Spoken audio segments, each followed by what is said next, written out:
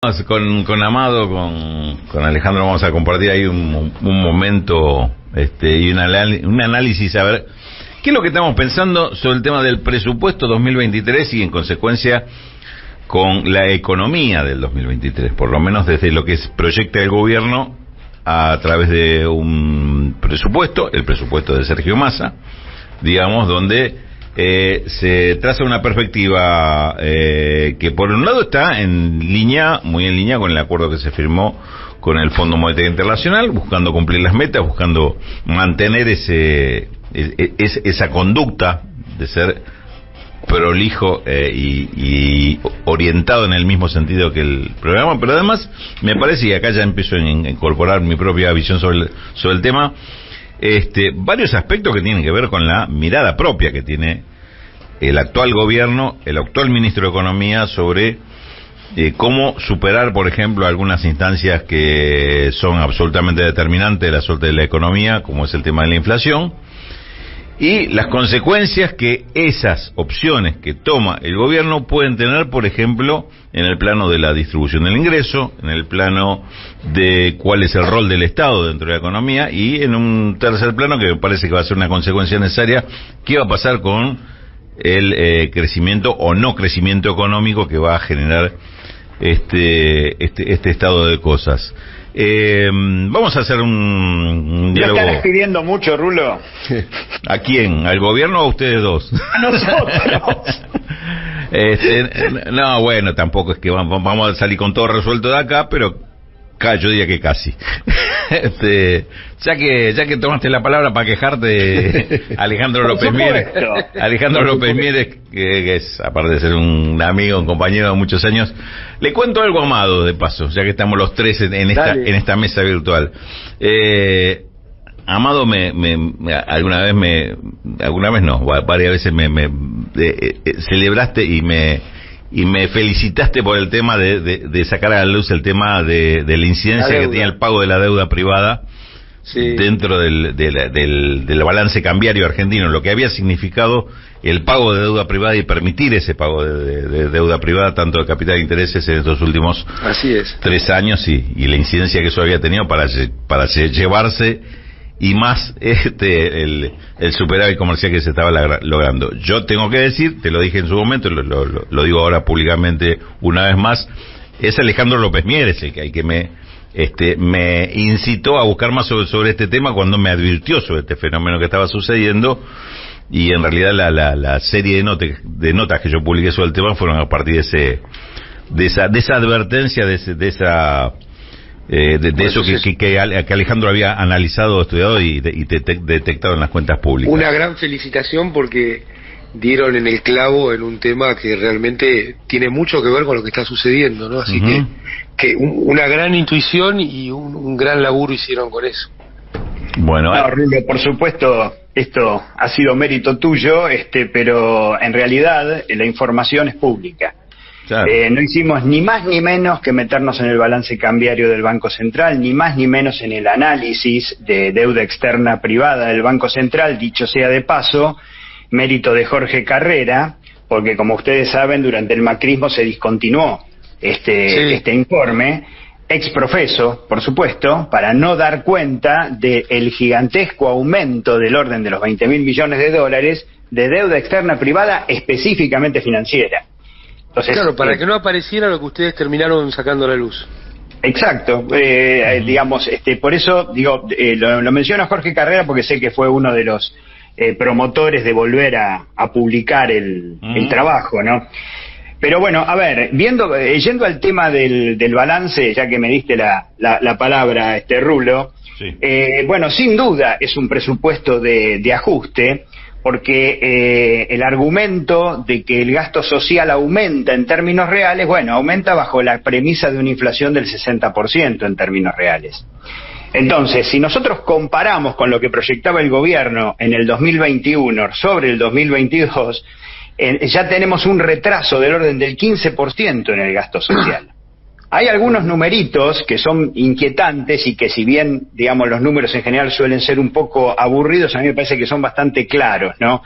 Porque, por ejemplo, el aumento previsto para promoción y asistencia social que es, digamos, implica en el presupuesto un aumento del 8% en términos reales, implica un recorte del 21% respecto al año 21. Por eso, la idea es comparar con el rebote del 2021, no con esta dinámica del 2022. En términos de seguridad social se habla de un aumento en términos reales del 5,1%, pero que en realidad es una caída del 8% respecto al 2021.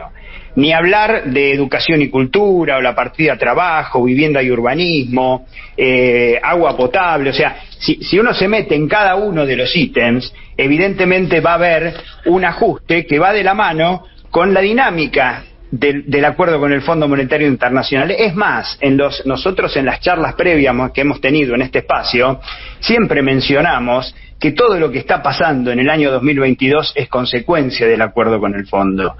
Desde la circunstancia del golpe de mercado de junio, que bien lo explicamos, digamos, en un encuentro previo, quiero aclarar que hasta el mes de mayo, el gasto corriente, y esto es muy importante, el gasto primario aumentó más del 15% en términos reales. Nosotros empezamos a ver durante el 2022 caída en términos reales del gasto primario, fundamentalmente de prestaciones sociales y digamos el peso mayor sobre transferencias corrientes a las provincias a partir del mes de mayo. O casualidad. ¿De mayo de este año estás hablando? De este año. O casualidad, cuando empiezan las presiones y empiezan los factores embrionarios del golpe de mercado que nosotros vamos a ver en términos bastante claros y objetivos a partir del mes de junio. Entonces digo, todo esto está acompañando, toda esta dinámica está acompañando al acuerdo con el fondo, vía las metas, las 3 metas cuantitativas, digamos, que tenemos firmado, sea reservas, sea asistencia del Banco Central al Tesoro y sea déficit fiscal. Todo lo que nosotros estamos viendo respecto a lo que fue la necesidad de que el Banco Central en el mes de junio salga a adquirir títulos públicos en pesos para que no se derrumbe el factor principal de financiamiento que tiene el Estado, y lo que fue la extorsión del mes de agosto, objetivado en septiembre, del dólar soja, nos está mostrando, digamos, la misma dinámica. Ante la necesidad de cumplir con ciertas, con los requerimientos del Banco Central, fundamentalmente, por ejemplo, a fin de septiembre, lo que fue el tema de las reservas, ¿no? Hacer esa concesión contra los intereses también del Banco Central, porque lo que nosotros no nos tenemos que olvidar que esta concesión del dólar de 200 pesos, el dólar soja, no solamente significó una transferencia monstruosa de recursos del orden de los 300.000 millones de pesos al sector granario, sino también complicar la ecuación del Banco Central. Que eso podemos volver en cualquier momento, porque me parece que es central para poder estudiar lo que va a pasar en el 2023. Está. Amado, ¿cómo ves, también te hago la misma pregunta, cómo ves la proyección que deja el presupuesto 2023 y si te parece, avanzó un cachito en el análisis de las consecuencias de la economía real y las consecuencias sociales que puede generar este cuadro de situación? Bueno, voy a tratar de no repetirme en las cosas que ya explicó, claro. Me parece muy bien Alejandro. Yo lo que agregaría es que todo lo que viene sucediendo en materia económica en Argentina está condicionado por el acuerdo por el fondo. Aún antes de que ese acuerdo existiera, porque la caída del salario real que viene produciéndose a partir del desastre que hizo Macri, pero que este gobierno ha seguido lamentablemente profundizando, tiene que ver con la visión que tenía el ministro anterior de no el acuerdo de fondo, sino el pliego de condiciones que estaba dispuesto a firmar y que nos llevó a firmar con una de las cosas que explicaba Alejandro, con haber vaciado las arcas del Banco Central de dólares de un superávit comercial que sí existió, pero que el ministro Guzmán o el gobierno no estaba dispuesto a acometer la tarea de cuidar y preservar esos dólares para la necesidad de la economía argentina. Entonces, en este marco, que realmente es nocivo porque claro, con el acuerdo se reforzó la situación, con el acuerdo con el fondo, la situación en contra de las necesidades de la Argentina, y te diría más, en términos políticos tuvo dos efectos muy negativos. El primero fue que esa visión de, entre comillas, cumplir con el fondo llevó a perder las elecciones de medio término, lo cual en la dinámica de la gestión de gobierno produjo que se derrumbaran las mayorías necesarias en la Cámara de Diputados para poder tomar nuevas medidas, o sea que tuvo un impacto político que te puso más a merced del fondo, dado lo que Guzmán había decidido hacer con el fondo, ¿no? Y eso creo que nos dejó en una situación muy compleja, pero además que el acuerdo con el fondo, para no repetir las cuestiones presupuestarias, es inflacionario.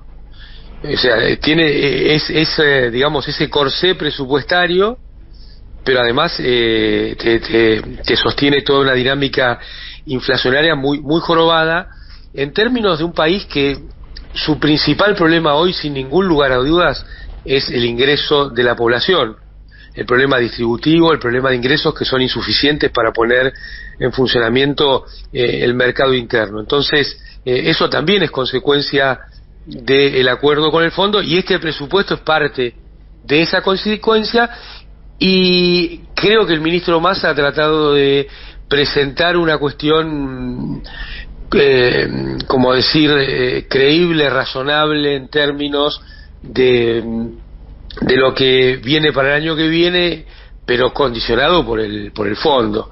Entonces puede ser que se termine apagando uno de los motores de la economía, que es central en esta etapa, que es el motor del Estado. Ahora, también entiendo que una de las obsesiones del ministro Massa es modificar ese acuerdo con el fondo. Se está haciendo para darle una cuestión entre comillas técnica alrededor de la discusión de los 5.000 millones de dólares extra que le implicaron a la economía argentina la guerra entre Rusia y Ucrania.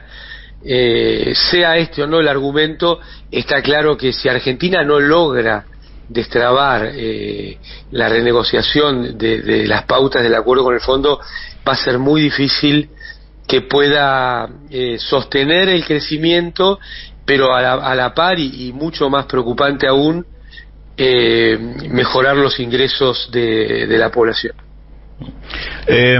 A ver, tiro algo que es una impresión que yo tengo con respecto directamente a lo que significa distribución del ingreso, y me parece que esto es más una pauta de opción de política económica que tiene este actual gobierno, y no, o la actual conducción económica, y no tanto las imposiciones del Fondo Monetario Internacional. Tenemos un esquema en el cual, sobre todo de política monetaria, y acá quiero una reflexión de Alejandro, que es su especialidad, me refiero a Alejandro López Mieres, que es uno de nuestros invitados el día de hoy, es que lo que mantiene como pauta permanente es: sale el índice de inflación y el Banco Central determina qué hace con la tasa de interés. Si la inflación sube, inmediatamente sube la tasa de interés. Hoy tenemos una tasa de interés de referencia que la tasa efectiva anual se va, creo, al 105% o un poquito más. La inflación está tendiendo a terminar el año alrededor del 95, quizás 95-100%. Y los salarios, en el mejor de los casos, lo que está haciendo es una actualización. Digo, en el mejor de los casos, pues el caso de los que tienen paritarias, del 85%, más o menos lo que estamos viendo como promedio de lo que está cerrando anualmente los acuerdos que se revisaron en los últimos meses. Es decir, que tenemos un esquema de tasa de interés 105, inflación 95/100, salarios, en el mejor de los casos 85, porque los que están fuera de paritarias reciben menos. Es decir, tenemos un esquema claramente donde la retribución al capital financiero es lo que está por encima de la inflación y los salarios por debajo de la inflación. Digamos, esto para mí determina directamente cuál es el modelo de distribución de ingresos que tiene Argentina, y decide, a partir de la política actual, que va a tener durante el año 2023. Alejandro, decime cuál es tu impresión con respecto a este punto. Bueno, vos tuviste el ejemplo claro cuando se conoce la distribución funcional del ingreso, ¿no? Sí. ¿Qué pasó desde el año 2017, donde la masa salarial se redujo 10% real frente a un excedente bruto de explotación que creció casi un 28%? O sea, lo tuviste como, digamos, como ciclo histórico de 5 años, y no quiero ni pensar cuando conozcamos, digamos, los números de este segundo semestre. Ahora, esto que vos estás definiendo como política monetaria es parte constitutiva también del acuerdo con el fondo. No nos podemos olvidar, claro, que se firmó el hecho de que las tasas reales fueran positivas, que se firmó que la devaluación del tipo de cambio oficial tiene que estar por encima de la inflación y que se firmó el ajuste tarifario. O sea, todos factores de costo que obviamente iban a ser inflacionarios y que iban a tener un impacto muy fuerte. Ahora, sobre esto... Alejandro, por eso yo decía que el acuerdo con el fondo es centralmente inflacionario. Así es, pero esta inflación que ahora también se puso en niveles de hiperinflación, lleva a que vos no puedas, desde el punto de vista de la distribución, ajustar. Por ejemplo, imagínate vos el tema de los jubilados con la movilidad jubilatoria, un trimestre de atraso ya te condiciona una pérdida de ingreso real monstruosa. Claro. Entonces, estás en una dinámica que encima, y esto me parece que es importante decirlo, más allá de la acción estatal o más allá de los errores u omisiones estatales, está, incentivada también por los otros factores que yo mencioné anteriormente, que tuvo que ver con el golpe de mercado. No nos olvidemos que solamente en el mes de junio se emitió más de 1 billón de pesos para recomprar deuda soberana que se estaba destruyendo. ¿Por qué lo tenía que hacer? Porque, el Estado necesita financiarse con pesos con el mismo mercado, que es el mecanismo de funcionamiento que estamos teniendo desde el punto de vista financiero. Ahora voy a hablar del presupuesto al respecto. Pero ojo, la cesión del dólar soja también implicó en el mes de septiembre una emisión superior al billón de pesos. Claro. Ahora, un detalle técnico. ¿Ustedes saben dónde está ese billón de pesos? No fue a deuda pública del Tesoro. Quedó en depósitos privados. En el mes de lo que se está viendo, lo que se vio en el mes de septiembre, que al mismo tiempo que el Banco Central emitía más de billón de pesos, el flujo de fondos que entraban a los fondos comunes de inversión para comprar renta pública prácticamente fue cero o fue negativo. ¿Qué quiero decir? Que estos mismos sectores que presionaron para un dólar de 200 se quedaron en depósitos bancarios. ¿Qué hacen los bancos con esa plata? Van al LELIQ. Por eso, al ELIC o a pases pasivos. Por eso creció de manera exponencial también estos agregados monetarios, que no son ni más ni menos que una bomba de tiempo de financiamiento. Termino ya el comentario porque me parece relevante.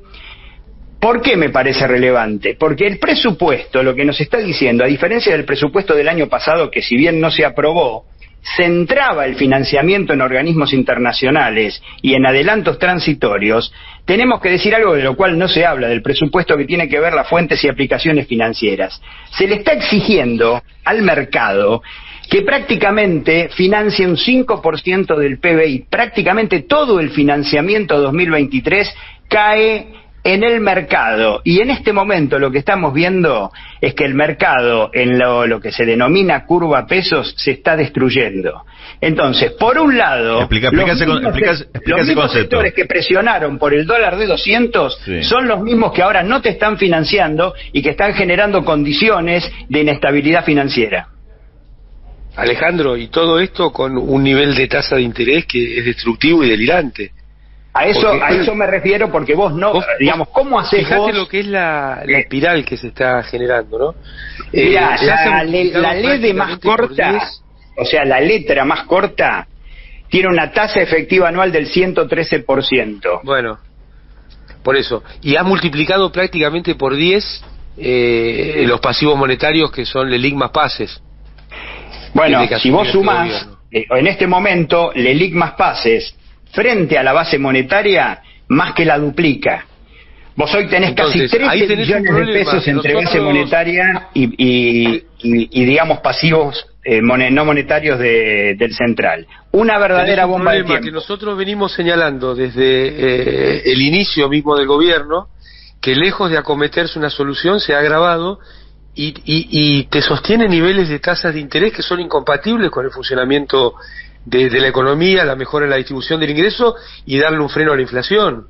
Entonces, mientras no se le presta atención y no se busca una solución para el tema LELIC, yo sé que hay muchas y muchos que se lo toman como si fuera una cuestión menor, casi una cuestión contable, pero la verdad es que está teniendo un impacto sobre el sistema económico realmente muy nocivo, además de ese impacto que tiene cada día,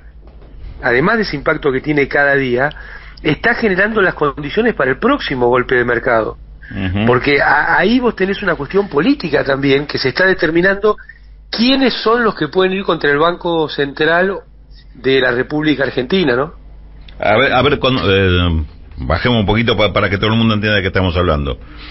Cuando Amado dice que se están generando las condiciones para el próximo golpe de mercado, y Alejandro nos dice se está armando una verdadera bomba de tiempo, ¿estamos hablando de eso, del riesgo de que de repente o estos, qué sé yo, el golpe de mercado que ustedes imaginan, no sé cuál es, si es vía cambiaria, vía que se va todo el dólar, vía que te suben, te llevan a 200% la tasa? Siempre termina siendo vía cambiaria, pero en el recorrido la tasa puede llegar a tener cualquier valor, y esto va a ser una espiral de la inflación realmente imparable. A ver, en este momento tenemos una especie de break o de descanso en los tipos de cambio, llamémosle paralelos, ¿no? Me refiero al dólar MEP, me refiero al contado con liqui. Ahora, a velocidades de crecimiento de los pasivos del Banco Central de más del 100%, ¿qué podemos esperar en un momento en el cual no tengamos liquidación de divisas? Exacto. Y ese es otro de los puntos del chantaje que hubo, con el dólar soja. En el mes de septiembre se liquidaron, el Banco Central logró comprar de lo que se liquidó 5.000 millones de dólares. Desde que se cortó el dólar soja, tuvo que vender 350 el Banco Central. Y observen un detalle, vieron que hace una semana empezó a funcionar el sistema CIRA, del tema de las importaciones, frente a lo que eran las IMI. Bueno, esto genera una especie de delay en las importaciones, realmente están paradas, producto de todo el cambio, prácticamente no se están liquidando importaciones y no hay liquidaciones. Pregunto, el sistema granario, ¿qué está haciendo con las que no vendió? Con las toneladas que no vendió. ¿Se prepara para un nuevo chantaje? O para está generando las condiciones para un nuevo dólar diferencial, claro. Exactamente, porque el Banco Central en este contexto de no liquidar importaciones tendría que estar comprando bastante. Y eso es lo que no está ocurriendo. Entonces, a mí me parece que las condiciones están dadas para esto, y lo estoy viendo con otra cuestión. La imposibilidad de financiarse para el 2024. Esto es como que vos te vas acercando al límite, el límite del precipicio son las PASO. Entonces, en la medida que los vencimientos de corto plazo del Tesoro se van acercando a ese límite, la posibilidad de financiarse para el 2024 se vuelve cada vez más difícil. Un ejemplo, los bonos Concer que vencen antes de las PASO tienen una tasa del orden del 4% más ser. Ahora, si vos te vas unos meses después, a posteriori, ya te vas al 12%. O sea, el mercado no le está financiando, está dando señales de ya no querer financiar más al Tesoro. Y vuelvo al punto del presupuesto. El corazón del financiamiento del presupuesto es el financiamiento interno en pesos. ¿Cómo salimos de esta trampa? Realmente no tengo una respuesta, porque la bomba me parece demasiado fuerte. O sea le dimos... Alejandro, y financiamiento en pesos, dólar link. Mira, en realidad el dólar linked no es el más preocupante. La mayor cantidad de deuda se está haciendo en SER, o sea, prácticamente el 60% de la deuda en pesos está emitida en SER, pero vos sabés que el pass-through, digamos, no baja del 50% o del 60% cuando vos tengas la devaluación. Cuando no había estos niveles de inflación, te lo hacían dólar link, ahora pasan a hacértelo con SER. Y va a ir de una banda a la otra. Sí. Pero cuando vos ves los volúmenes, además, no solamente está el universo del líquido y pases pasivos que acabamos de mencionar, sino que también están los 12 billones de pesos de deuda del Tesoro, de la cual la mitad, o un poco más de la mitad, está en manos del sector privado. Entonces, esto es incompatible con tasas de esta naturaleza. Si nosotros no hacemos un plan de estabilización que realmente fortalezca los ingresos, pero de alguna forma corte esta dinámica inflacionaria, esto no se sostiene. Es que sabes una cosa, Alejandro, Rulo, y a nuestros oyentes. Anda redondeando, Amado, así. Aún un gobierno que no esté dispuesto a mejorar la distribución del ingreso, aún un gobierno que no esté dispuesto a mejorar la distribución del ingreso, si no para esta cuestión que estamos tratando de explicitar, no tiene destino. Vos arrancaste, te digo, se multiplicó más que por 10 la cuestión monetaria remunerada, los pasivos remunerados de una forma u otra, además de la deuda del Tesoro creciendo. Entonces este es un problema, yo te diría que hasta independiente de la cuestión distributiva. Si no haces algún plan que te permita salir de esta trampa, aún aquel gobierno que no le interese en lo más mínimo la distribución del ingreso, se le va a hacer muy difícil operar. Concluyo con esto, tratando de traducir políticamente. O sea, quedamos a tiro de los copitos financieros que tenemos en el mercado, con la diferencia que le dimos armas más modernas para Qué fea metáfora, Rulo. ¿No te gustó? Así, suavecita, bueno, digo, para no alarmar a nadie. Sí, claro. Esta vez el tiro no falla, así como se armó esto. Chicos, Alejandro López Mieres. Muy fuerte, Rulo. Muy fuerte. Amado Vudú. Ustedes se van muy en tecnicismo y la gente que quiere que le traduzca la cosa, y yo estoy para eso. Le mando un abrazo a los dos, muchísimas gracias. Enorme el análisis que acaban de hacer. Un abrazo. No, por favor, un saludo a todos. Chao, Amado. Cerramos entonces conversatorio económico de lujo con Raúl Rulo de la Torre. Amado Vudú, Alejandro López. Me voy a pegar una ducha, permiso. Sí, porque esto que así no esto lo guionó Boris Karloff.